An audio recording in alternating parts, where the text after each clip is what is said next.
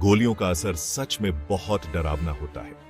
एक गोली जो बस एक छोटा सा धातु का टुकड़ा होती है, वो इंसानी शरीर को बहुत बुरी तरह से नुकसान पहुंचा सकती है। जब इसे बंदूक से चलाया जाता है तो ये बहुत तेज गति से चलती है और इसमें बहुत ज्यादा ताकत होती है।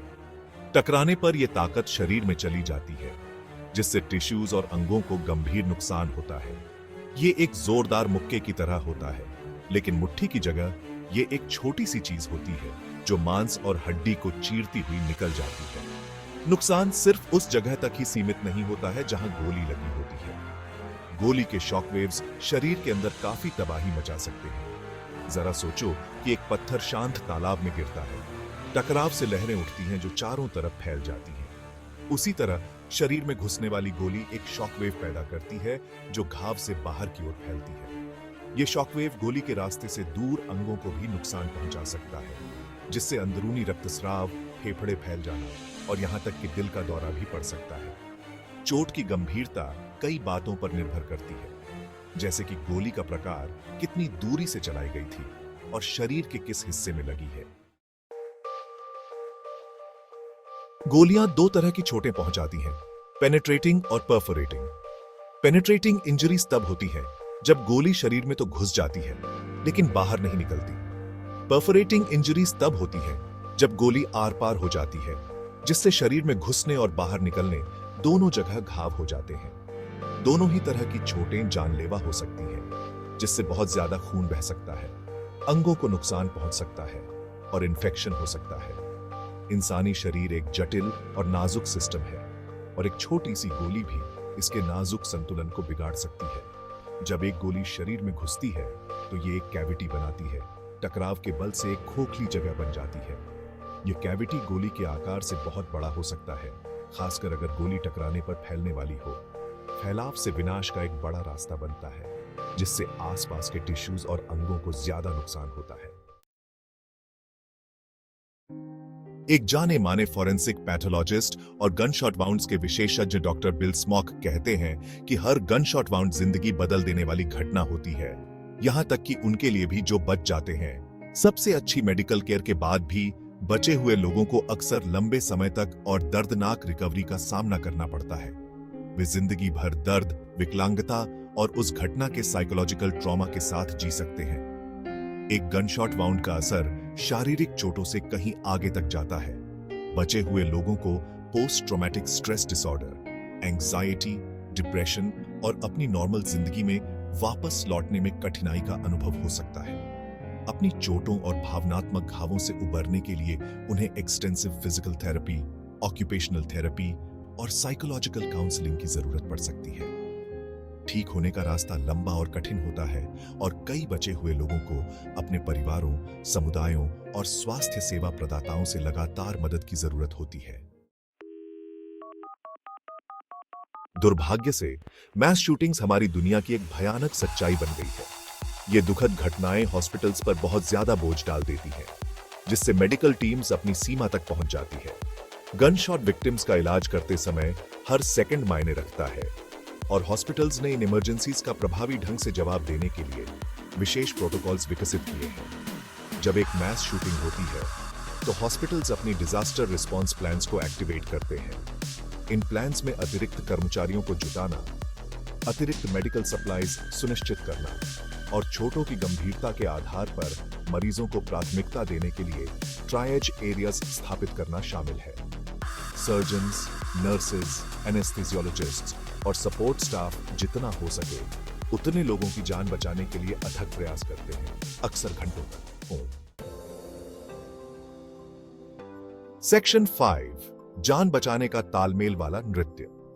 गनशॉट वाउंड्स का इलाज करने के लिए मेडिकल प्रोफेशनल्स की एक टीम द्वारा समन्वित प्रयास की आवश्यकता होती है। ट्रॉमा सर्जन्स जानलेवा चोटों का ऑपरेशन करते हैं, रक्तस्राव को नियंत्रित करते हैं, क्षतिग्रस्त अंगों की मरम्मत करते हैं और पेशेंट्स को स्थिर करते हैं। ऑर्थोपीडिक सर्जन्स टूटी हड्डियों को ठीक करते हैं, जबकि प्लास्टिक सर्जन्स क्षतिग्रस्त टिश्यूज को फिर से बनाने और स्कैरिंग को कम करने का काम करते हैं। नर्सेस मरीजों की देखभाल में महत्वपूर्ण भूमिका निभाते हैं, वाइटल साइंस की निगरानी करते हैं, दवाएं देते हैं और भावनात्मक सहायता प्रदान करते हैं। एनेस्थेसियोलॉजिस्ट्स दर्द का प्रबंधन करते हैं और यह सुनिश्चित करते हैं कि सर्जरी के दौरान पेशेंट्स स्थिर रहे। रेडियोलॉजिस्ट्स आंतरिक चोटों की सीमा का आकलन करने के लिए एक्स-रेज और सीटी स्कैन्स का विश्लेषण करते हैं। मेडिकल टीम का प्रत्येक सदस्य जान बचाने और पीड़ितों को ठीक होने में मदद करने की लड़ाई में महत्वपूर्ण भूमिका निभाता है। सेक्शन 6 जानलेवा अंतर हैंडगन्स बनाम राइफल्स। शूटिंग में इस्तेमाल होने वाले फायरआर्म के प्रकार का चोटों की गंभीरता पर काफी असर पड़ता है। हैंडगन्स हालांकि खतरनाक होते हैं, आमतौर पर राइफल्स की तुलना में कम नुकसान पहुंचाते हैं, खासकर AR-15 जैसी हाई पावर्ड राइफल्स। हैंडगन्स गोलियों को कम वेग से दागते हैं, जिसके परिणाम स्वरूप एक छोटा कैविटी और कम टिश्यू को नुकसान होता है। दूसरी ओर राइफल्स गोलियों को बहुत तेज गति से दागते हैं, जिससे बड़े कैविटीज और टिश्यूज को ज्यादा नुकसान होता है।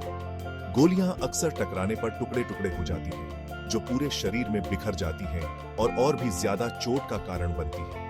हाई वेलोसिटी का इंपैक्ट कैविटेशन नामक एक घटना का कारण बन सकता है, जहां गोली द्वारा बनाया गया अस्थायी कैविटी ढह जाता है, जिससे आसपास के टिश्यूज और अंगों को और नुकसान होता है।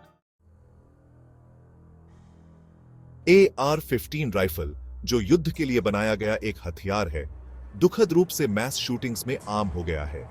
इसकी हाई वेलोसिटी गोलियां भयानक नुकसान पहुंचाती हैं, मांस और हड्डी को आसानी से चीर देती हैं। AR-15 की जल्दी से कई राउंड फायर करने की क्षमता संभावित पीड़ितों की संख्या और उनकी चोटों की गंभीरता को बढ़ा देती है। मैस शूटिंग्स में AR-15 जैसी हाई पावर्ड राइफल्स के इस्तेमाल से होने वाली मौतों की संख्या और चोटों की गंभीरता में भयावह वृद्धि हुई है। मेडिकल प्रोफेशनल्स इन हथियारों के विनाशकारी प्रभाव के बारे में मुखर रहे हैं। इन त्रासदियों को रोकने के लिए कड़े गन कंट्रोल उपायों का आह्वान कर रहे हैं। गन वायलेंस के शारीरिक और भावनात्मक निशान गहरे होते हैं।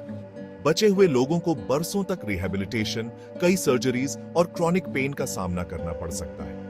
उस घटना का ट्रॉमा स्थायी मनोवैज्ञानिक निशान छोड़ सकता है, जिससे एंजाइटी, डिप्रेशन और PTSD हो सकता है। गन वायलेंस का असर तत्काल पीड़ितों से कहीं आगे तक जाता है। परिवार बिखर जाते हैं, समुदाय बिखर जाते हैं और गन वायलेंस का डर समाज पर एक लंबी छाया डालता है। इस पब्लिक हेल्थ क्राइसिस से निपटने के लिए एक बहुआयामी दृष्टिकोण की आवश्यकता है, जिसमें कड़े गन कंट्रोल उपाय, बेहतर मेंटल हेल्थ केयर तक पहुंच और समुदाय आधारित वायलेंस प्रिवेंशन प्रोग्राम्स शामिल हैं। गन वायलेंस के विनाशकारी प्रभाव के लिए कार्रवाई की मांग की जाती है। गन वायलेंस के डर से मुक्त एक सुरक्षित दुनिया बनाने के लिए हमें मिलकर काम करना चाहिए। इसके लिए सांसदों, सामुदायिक नेताओं और व्यक्तियों को फायर आर्म्स तक अप्रतिबंधित पहुंच से अधिक मानव जीवन के मूल्य को प्राथमिकता देने के लिए एक सामूहिक प्रयास की आवश्यकता है।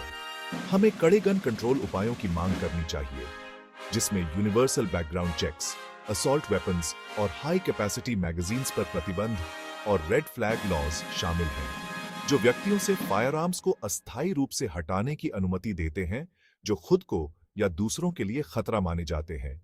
मेंटल हेल्थ केयर में निवेश करना, हिंसा के सामाजिक निर्धारकों को संबोधित करना और शांति की संस्कृति को बढ़ावा देना गन वायलेंस से मुक्त भविष्य की दिशा में महत्वपूर्ण कदम है।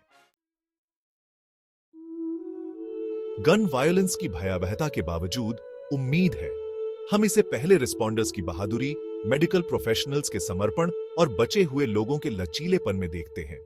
हम इसे त्रासदी के मद्देनजर उभरने वाली दया, करुणा और समर्थन के अनगिनत कार्यों में देखते हैं।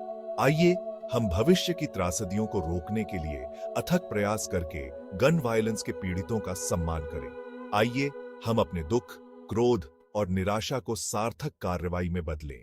साथ मिलकर काम करके हम अपने और आने वाली पीढ़ियों के लिए एक सुरक्षित, अधिक शांतिपूर्ण दुनिया बना सकते हैं।